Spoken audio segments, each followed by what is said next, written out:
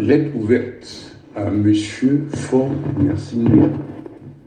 Monsieur le Président, de tout temps, l'histoire a démontré que le combat pour la démocratie sous tous les cieux, et particulièrement en Afrique au Togo, est avant tout un engagement d'amour, une volonté irrésistible de transformer la vie de ses concitoyens et de projeter le pays vers des horizons meilleurs. Et c'est avant tout le combat pour les valeurs, primauté du mérite et du talent, de la justice, de l'équité, du respect de soi et des droits de l'homme, pour une prospérité partagée dans la solidarité envers les plus faibles. C'est autour de ces valeurs que nous devons nous mobiliser et refuser toute transaction, toute compromission avec ceux d'entre nous qui se mettent en marge des lois que nous nous sommes librement données. C'est aussi l'éthique sans laquelle la politique s'assimile à la barbarie et à l'horreur dont se coutumièrent les républiques bananières. Le Togo aspire à l'alternance politique et une véritable démocratie qui consacre le respect des droits fondamentaux des citoyens, la justice, une meilleure répartition des richesses nationales et la fierté d'appartenir à une même nation qui réalise une harmonieuse communauté de destin. Et cette aspiration profonde du peuple togolais s'est matérialisée lors du scrutin présidentiel du 22 février 2020, où le peuple, dans sa large majorité, a arraché l'alternance par les urnes. Ce qui n'est pas de votre goût. D'où votre décision de confisquer par tous les moyens, y compris les plus vils, la belle victoire réalisée par le peuple togolais. Par la présente, à ma qualité de président démocratiquement élu du Togo, il me paraît utile de vous relever que rien ne justifie le harcèlement dont je suis l'objet par vos soins, tendant visiblement à m'arracher la vie depuis le scrutin présidentiel du 22 février 2020. Déjà vers 20h, le jour du scrutin où les résultats nous donnaient largement gagnants dès le premier tour, mon domicile fut placé en état de siège, ainsi que celui de Monseigneur Fanuko Filippo Podio, le parrain de la dynamique. Ceci pour éviter tout rassemblement de diffusion de joie des populations pour la célébration de l'alternance advenue. Il faut relever aussi que le débit de l'Internet chez nous était réduit. Mon téléphone et ceux de mes proches collaborateurs placés sous statut d'appel restreint. Informés des manœuvres du sérail en cours pour vous déclarer vainqueur du scrutin que vous avez lamentablement perdu, nous avons décidé de prendre les Togolais et la communauté internationale à témoin en proclamant notre victoire avec un score oscillant entre 59 et 61% sur la base des témoignages de nos représentants dans les différents bureaux de vote dans la matinée du 23 février 2020. Ces chiffres ne sont pas très éloignés de ceux publiés par un diplomate américain sur la base des éléments de scrutin fournis par câble diplomatique au département d'État américain qui nous plaçait gagnants, vainqueurs à 67%. À partir de cette publication, mon quartier est devenu un camp militaire où vous avez fait déployer tous les corps de l'armée, des chars, des blindés, des hélicoptères, des drones, avec plus de 500 éléments de forces de défense et de sécurité lourdement armés au sol qui quadrillaient sur un rayon de plus de 500 mètres mon quartier, avec interdiction pour moi et ma famille de faire le moindre mouvement, de sortir, d'entrer, empêchant ainsi donc l'approvisionnement en vivres et en médicaments essentiels donc pour le domicile. Pour mémoire, dans la nuit du 23 février 2020, alors que le centre de compilation donc est mis en vacances Et pour cause, vous avez fait publier des résultats imaginaires par le président de la CENI avec une complaisance pathétique des chefs de mission de l'Union africaine et de la CEDEAO, en violation à la fois du code électoral et du code protocole de toute observation internationale des élections.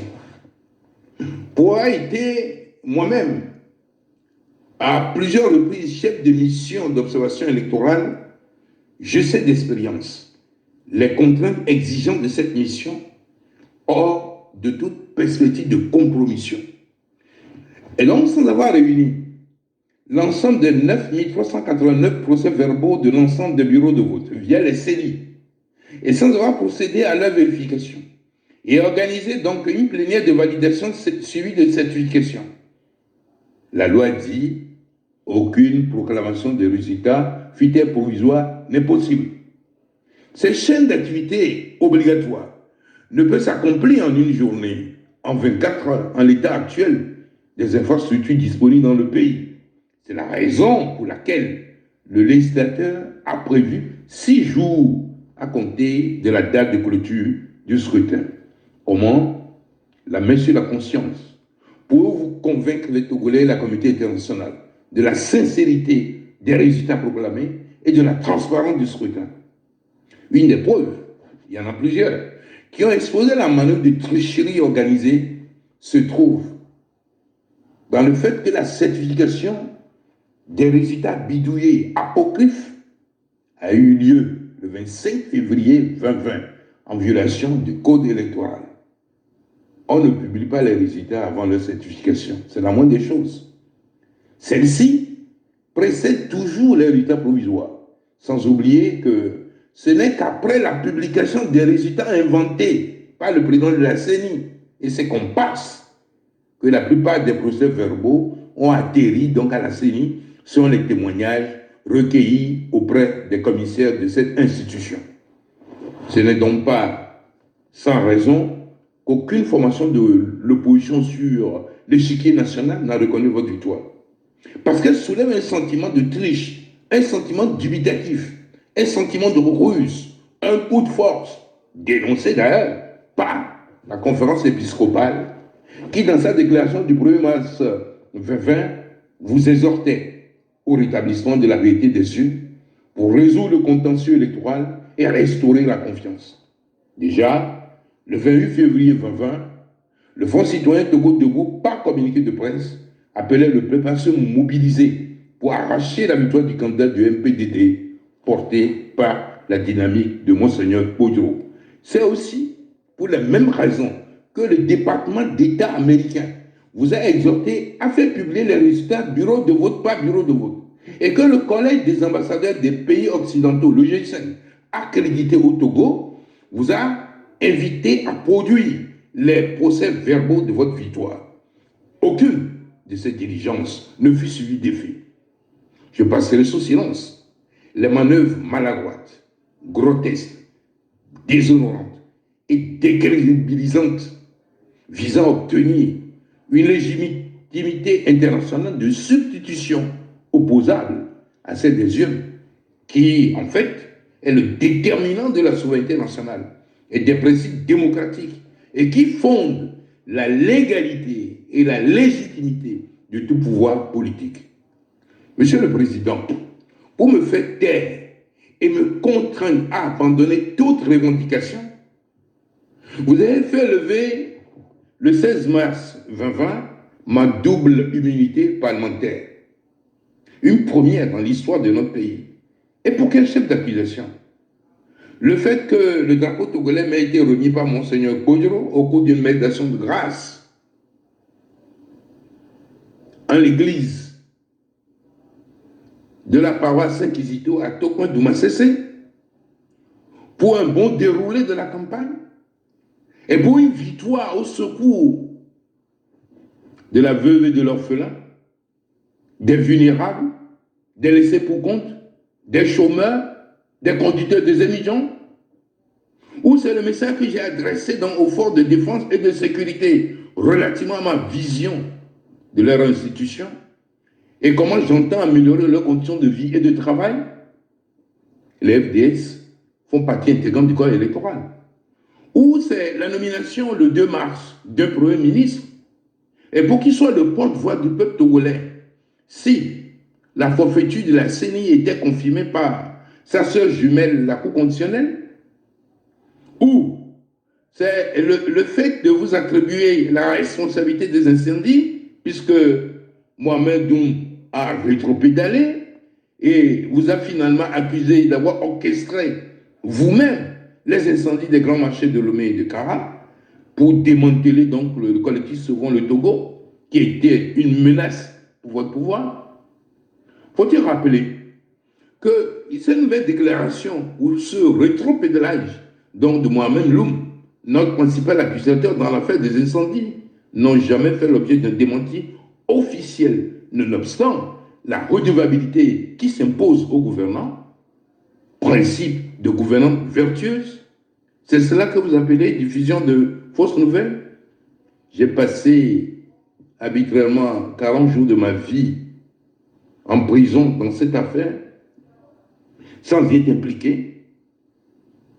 Rappelons que les auteurs de l'incendie criminel des marchés de Kara et de Lomé, intervenu le 12 janvier 2013, sont appuyés dans votre ombre et assurés ad vitam de leur impunité.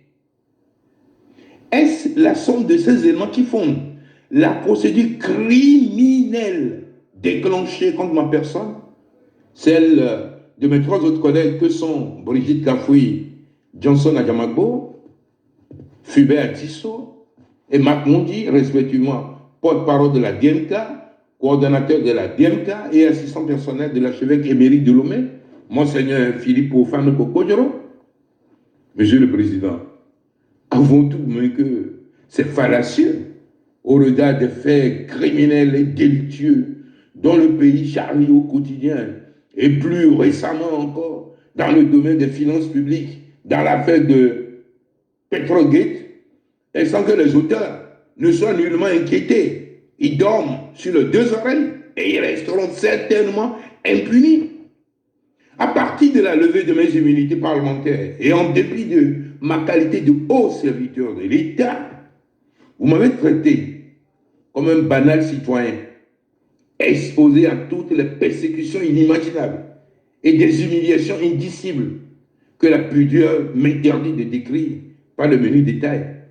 Comment un chef de famille peut-il voir insensible face à une horde de policiers dépourvus de mandat d'amener et qui, après avoir saccagé tout dans son domicile, molesté, humilié, menotté, plaqué au sol, sa femme, ses enfants, ses frères, ses cousins, ses collaborateurs et soutiens, et filmé de surcroît cette scène. Monsieur le Président, avez-vous oublié que chaque humain a droit à la dignité, au respect de ses droits fondamentaux?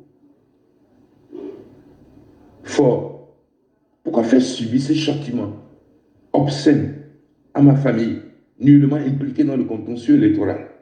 Vous, tel que je vous connais, vous pouvez accepter ça? Vous pouvez supporter ça? Vous avez dans la foulée fait embarquer une trentaine de jeunes venus m'apporter leur soutien et surpris par le coup-feu dont vous connaissez vous-même les dessous, que vous avez fait jeter en prison pendant 4 mois, après un procès expéditif, sans la présence de leurs avocats, en violation de leur droit à la défense.